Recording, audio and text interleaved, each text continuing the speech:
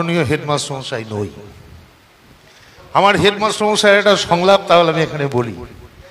আপনারা সকলে আমাকে বলছেন যে আমি মাননীয় হেডমাস্টার মশাই, কিন্তু না, আমি একজন ব্যর্থ শিক্ষক। যদি বলেন কেন? আমার ছাত্র আজকে পুলিশ অফিসার, রাস্তায় দাঁড়িয়ে হাত পেতে ঘুষ নিচ্ছে, প্রশাসনের দাবেদারি করছে। আমার ছাত্র ডাক্তার, রোগীদের নিয়ে ব্যবসা করছে।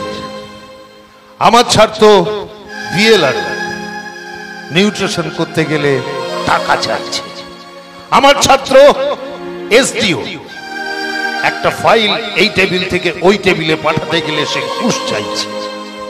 আমার ছাত্র শিক্ষক, তার শিক্ষা কি? বৃদ্ধ বাবা মাকে বৃদ্ধাশ্রমে পাঠিয়ে দিচ্ছে। অতএব আমি মাননীয় হেডমাস্টার মশাই নই। আমি যাদের শিক্ষা দিয়েছি, ভুল শিক্ষা দিয়েছি। আমি ব্যর্থ শিক্ষক, ব্যর্থ।